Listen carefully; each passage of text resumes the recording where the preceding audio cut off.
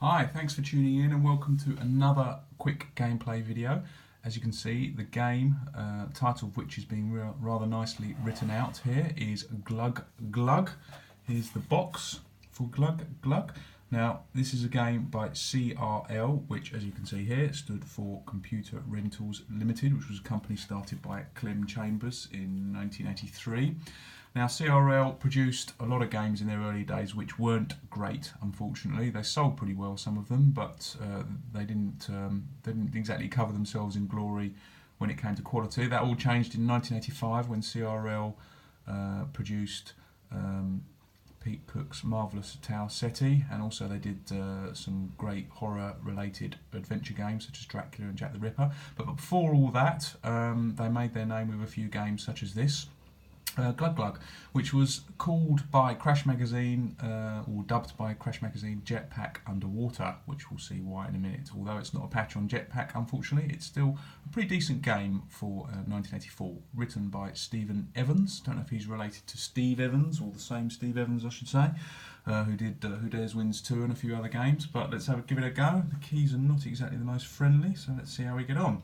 Not played this game before, so it'll be interesting to see. Now you basically play a underwater diver, deep sea diver, as you can see, who's attached to this boat above, and his job is to leap down to the bottom or swim down to the bottom and collect the 3 artefacts that are on the seabed and in his way of the various denizens of the sea, one of which I just got done by. So this first bit, although I've lost a life, it's quite easy. Now the character moves really quickly, the keyboard responses are good. You can see why this game back in 1984 got good reviews. From memory it got something like 75 or 76% in Crash Magazine. It's really quite neat and quite playable. And for 1984, even at $5.95, which is what I believe it retailed at, it probably would have been regarded as a pretty decent effort. So I've just got to get rid of a few more of these jellyfish. Don't know what he's firing here. They're pretty quick for harpoons, and he seems to have a lot of them. So on to level 3. Now, like a lot of these games, it starts off quite simple, but it will get quite hard very soon, as we shall see. So these guys, they're just sort of like randomly, there's an octopus there, wandering around. As I say, the guy moves really quickly, and quite a nice touch here is when you're on the seabed, he moves really slowly, as obviously you might expect, although I wouldn't say the speed at which he moves when he's not on the seabed is particularly realistic. So things starting to get a bit more crowded now in this particular area. Not helped by the rather dodgy keyboard selection. We've got some crabs on the ocean floor here.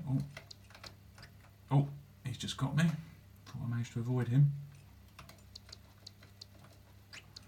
So quite a lot of shooting action here. The boat moves really quickly. Wish I had a boat that moves that quickly. Can't get the crabs, unfortunately, which is going to be a bit of a pain as we carry on. Last bit of treasure.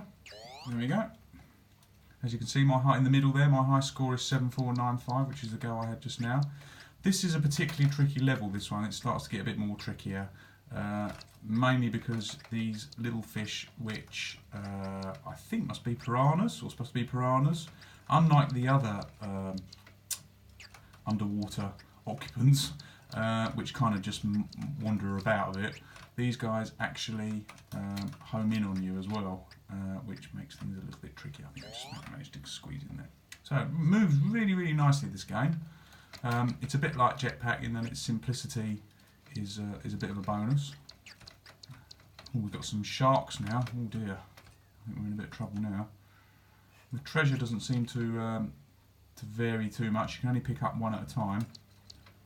I don't think we'll be too bothered by those sharks, but all these other things might be a bit troublesome. Just slip in between there, yeah. Back up, level 7. So we're going along pretty well here.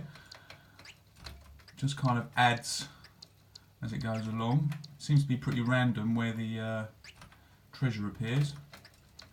These piranhas, you've got to keep shooting them, otherwise you'll get a lot of them all of a sudden. Oh, not quite sure I managed to avoid getting done there, but I did, but not there, unfortunately. I was quite surprised by this game. As I say, a lot of CRL's early output was pretty poor. they did a game called Caveman, which sold pretty well, but was really appalling. I'm not quite sure what we got here. What's that? An enemy or something? Or a mine? I think that's supposed to be a mine, isn't it? Yeah. Yeah. So you have to go over that. I imagine if I collide with that, that's going to be pretty cataclysmic. So I'm on to level 9. Doing really great here.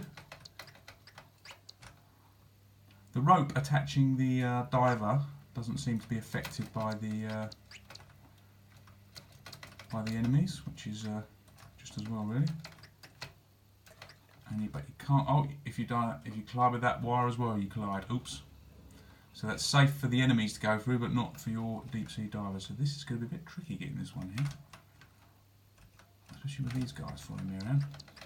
Let's get rid of a few of them. Not quite sure how I'm going to do this bit. Only one life left. All the creatures are coming from one side of the screen, and that's the side I need to get to get that last piece of treasure. Not quite sure how I was going to get around that one. But yeah, I managed to get to level 9, nice high score of 15,870, and there you have Glug Glug. Thanks for watching, and I'll post another quick gameplay vid soon. Cheers.